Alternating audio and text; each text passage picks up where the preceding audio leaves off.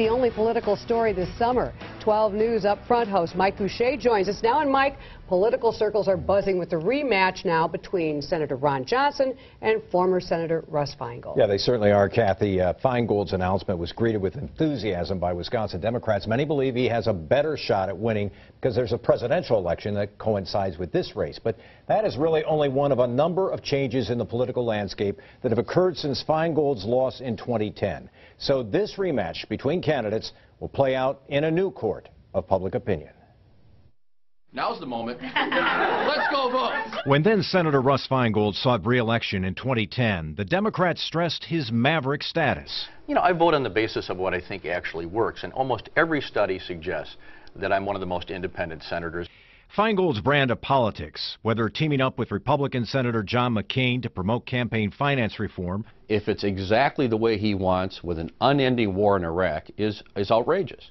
Or standing alone to rail against both the Iraq War and the Patriot Act. No one in this body should be comfortable with the government having this kind of unreviewable power. Was something Wisconsin voters had embraced in previous elections.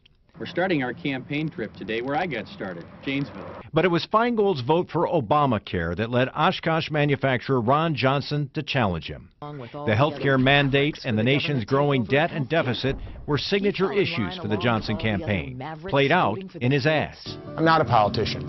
I'm an accountant and a manufacturer.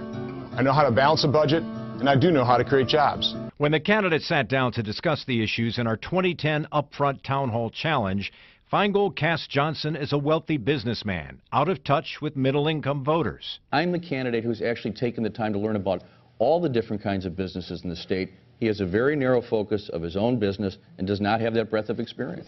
And Johnson challenged Feingold on job creation, characterizing him as a career politician without real-world experience. Senator Feingold provided the deciding vote for that stimulus package, and the premise of that was that government can actually create jobs. Johnson, a Tea Party-backed Republican, took Feingold on in the midst of what turned out to be a Republican wave, an election cycle that saw Scott Walker elected governor, and Republicans make major gains in the legislature and in Congress. When the polls closed, Johnson had defeated Feingold 52 to 47%. Exit polls showed that independents and Republicans who had voted for Feingold in 2004 switched allegiances in 2010. In 2004, Feingold won 56% of independents. In 2010, only 37%. Feingold won 14% of the Republican vote in 2004. In 2010, just 5%. In 2014, Republicans took control of the U.S. Senate, and Ron Johnson became chairman of the Senate Homeland Security and Governmental Affairs Committee, raising his profile nationally. In 2016, Johnson will be running in a presidential election year, and the Democratic nominee for president has carried Wisconsin every 4 years since 1984.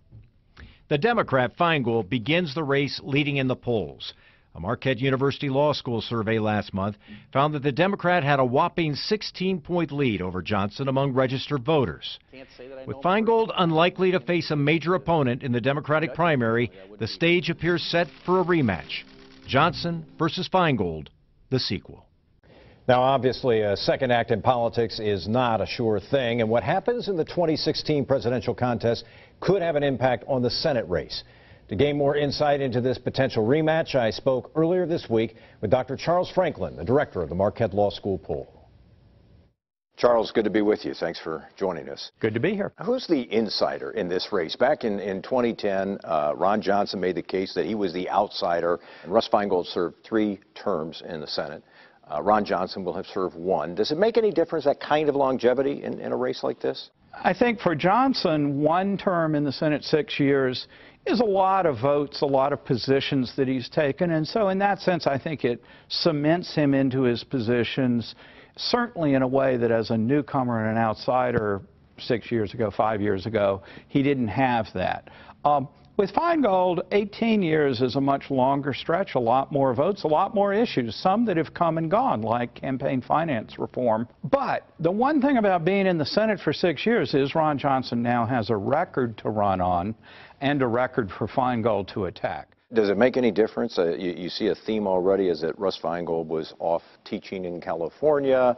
Russ Feingold was off doing these other things. Does that make any difference in a race, or is it just way too early to tell? Well, I think it's awfully early, but it does show some of the approaches that Senator Johnson, but also other Republicans, are already thinking about, arguing that Feingold's absence from the state over much of the last 4 years or so shows that he's somehow left the state.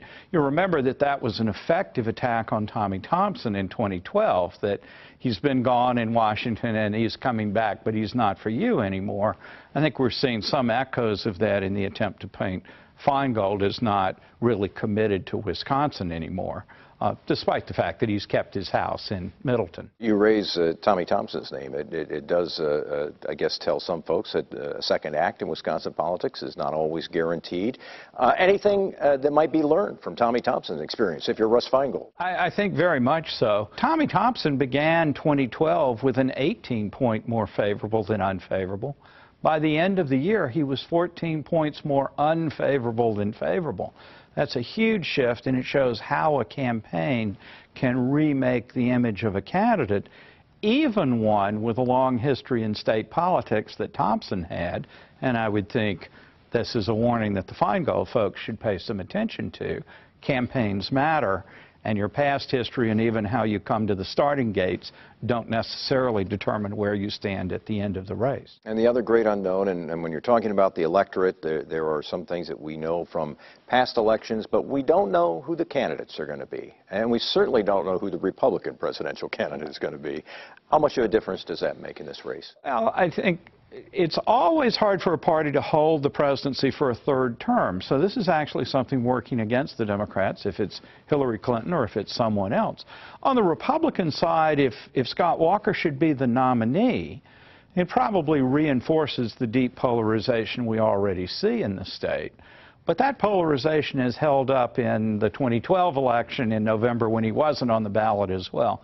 So I think the polarization is high there no matter what. And could the independents go one way for president but go a different way for the Senate? That's something that we'd have to watch and pay special attention to as the 2016 race develops. Professor Charles Franklin, always good to be with you. Thanks very much. Thank you. One sure bet, Kathy, in this race, there will be significant spending, and a lot of it will be by outside groups. It will be very interesting. We've watched all of them back when Feingold was doing the original race, and right. You wonder, will he have to acknowledge his loss on the campaign trail? It's a good question, and I asked Charles Franklin about that in our interview and about the impact of various presidential candidates on this race. You can find the complete interview on our website. That's WISN.com. Let the